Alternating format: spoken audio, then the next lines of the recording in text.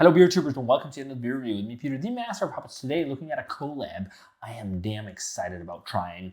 This is a pretty cool sounding collab. This is from Omnipollo and Birrificio Italiano, and this is Tipopasta. As soon as I saw this online, that this was happening, I was like, holy crap, that is insane. I need to try this. And I was speaking to Henok a little while back. We were talking about some beer stuff and some of the things that was going on in Omnipollo and some of the things I was doing. And I brought this beer up. It's like, I can send you some, which is amazing. So thanks a ton to Henok for the beer. Henok, aka Omnipollo, sent this. And yeah, this is very kind of you, because I think this was quite exclusive. They've only been in 750 bottles, and most of it I think the rest will be released in 20-liter kegs in Italy in April or something like that. I'm not sure if there's going to be some distribution of the bottles. I hope so, because it was a very experimental beer for Birrificio Italiano. So thanks a ton for sharing some from your personal stash, Henok. So this is, as I said, Tipopasta, and this is an Italian pasta lager made with pasta from Pastificio di Malino. It's 4.5%. It comes in a 750, the big bottles that they also make at Birrificio Italiano, and it's also made with mozzarella whey. This is nuts. So as it says here, agua, well, we got it in English, water, barley, pasta, and mozzarella whey. So there's that's the ingredients. It was packaged about a month from now, which is really awesome. So this is going to be the freshest I think I have a Birrificio Italiano beer, actually. So Birrificio Italiano is from 96. It's one of the older craft breweries of Italy, and they are pretty much the people behind the Italian Pilsner.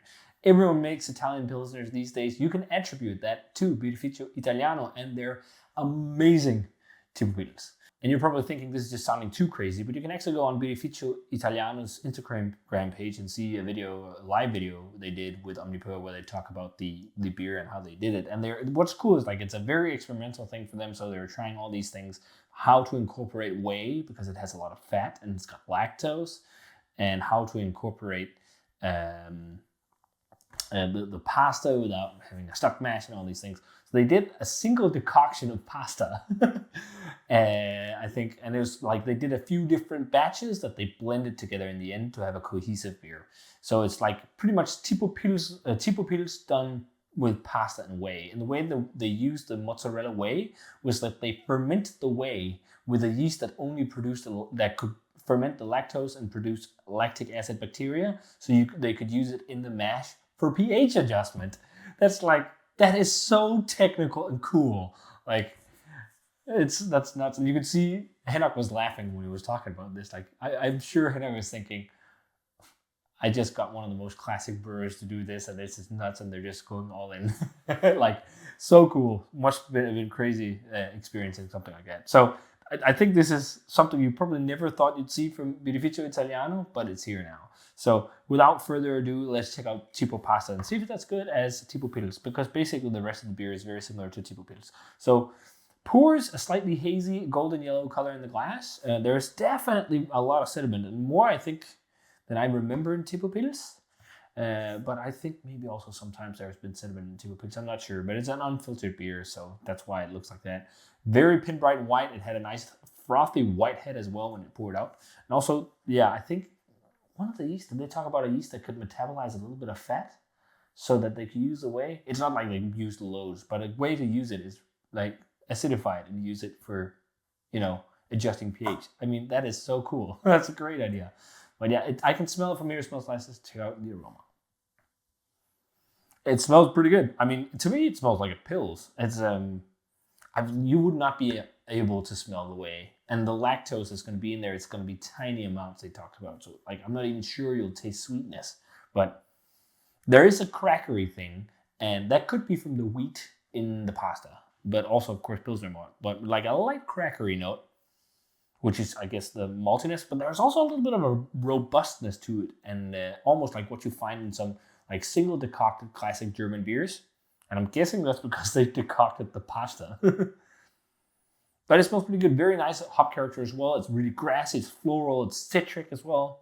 Very bright hop character. It smells like Italian Pilsner with loads of, German hops. Let's try it. Cheers, and thanks a ton for the beer, Henok.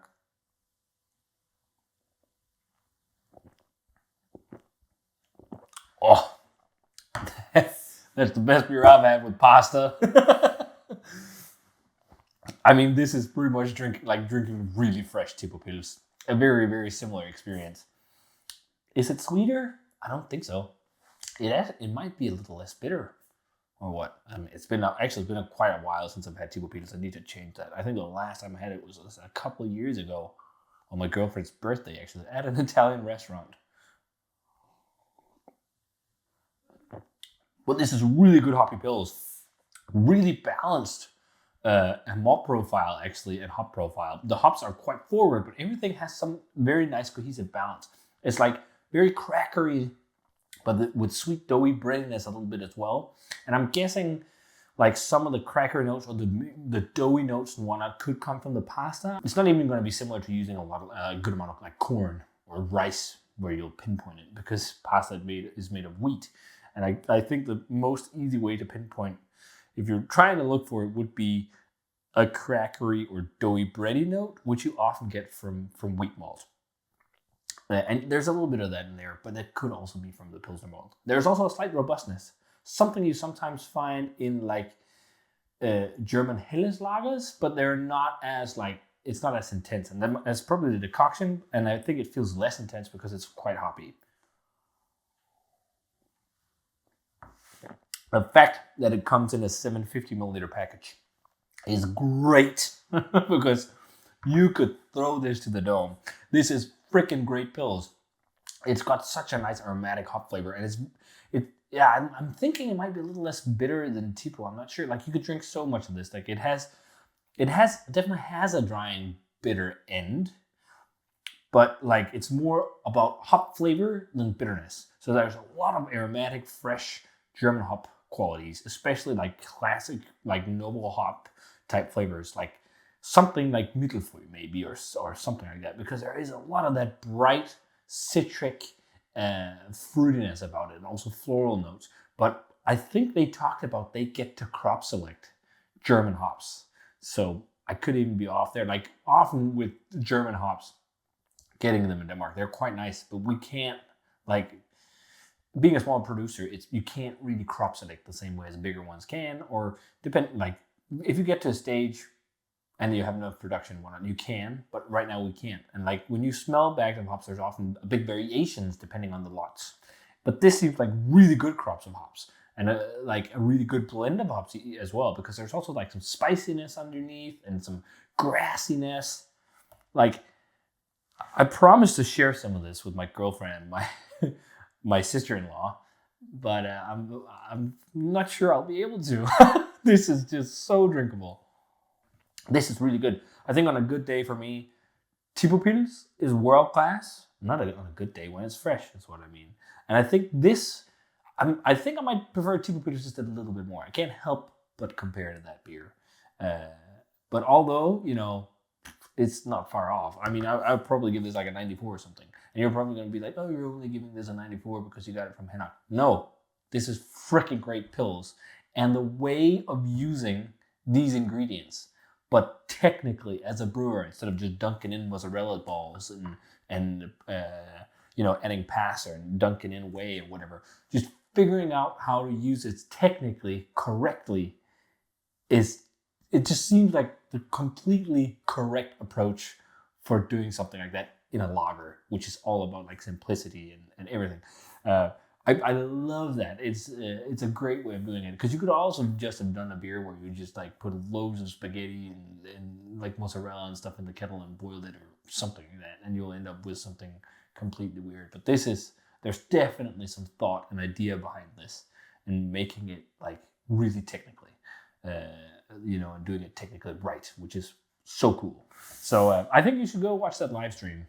It's really fun. So it's on Instagram, on the Birrificio Italiano's page. And now I need to try and get some pastificio di Marino pasta and see how that is as well. But if you guys had a chance to try Tipopasta from Omnipollo and Birrificio Italiano, let me know what you thought of it. Fantastic stuff.